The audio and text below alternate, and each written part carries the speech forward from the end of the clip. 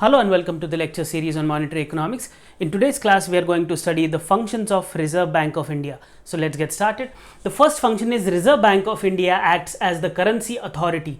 So all the currency which is issued in the Indian economy is only the sole authority of Reserve Bank of India, except coins and 1 rupee notes which are issued by the Ministry of Finance, but they are circulated in the economy by the Reserve Bank of India itself. Furthermore, RBI has two separate departments. So one department is solely dedicated, which is called as the issue department, which is looking at the issuance of currency. On the contrary, to look at the banking part of the system, the banking department is looking into that. Let us look into greater details what currency issuance boils down to. So all the currency which is issued by the Reserve Bank of India needs to be backed by an asset of equal value,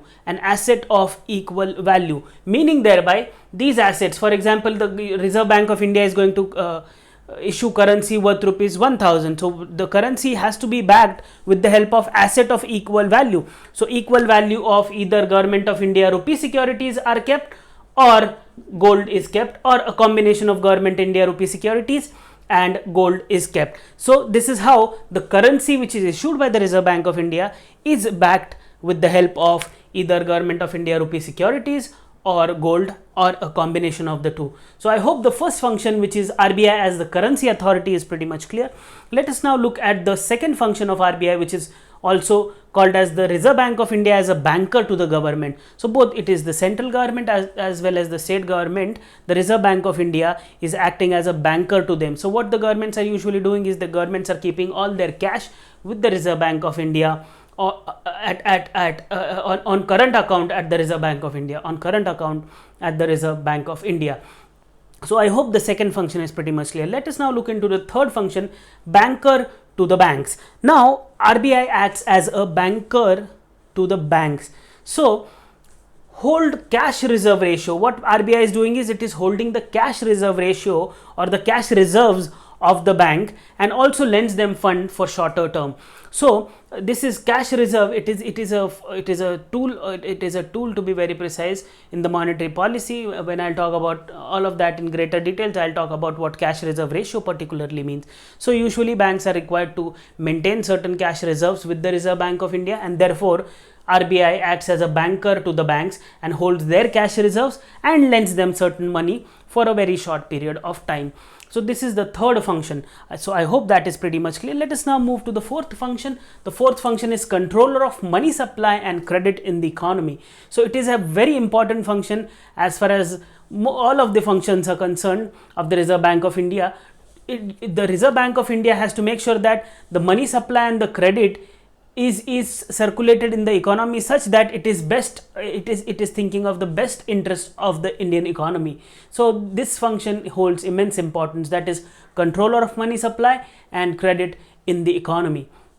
Let us now look at the fifth function, which is exchange management and control.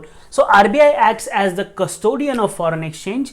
It acts as the custodian of foreign exchange or foreign exchange reserves, to be very precise, and manages exchange, controls and act as agent of the government at International Monetary Fund. So Government of India has a membership with IMF, and who's looking into all of that transactions, all of the things on behalf of the Government of India? It is the Reserve Bank of India. So therefore all of the foreign exchange which comes into India, RBI is the custodian of the foreign exchange reserves of the country. So this is how this role of Reserve Bank of India, or function of Reserve Bank of India, can be understood. Let us now move at the sixth function, which is monetary data and publication. So Reserve Bank of India does what? It collects, it collates and publishes data regularly with respect to all the monetary things which are happening in the country and all of the researches which are happening within the Reserve Bank of India.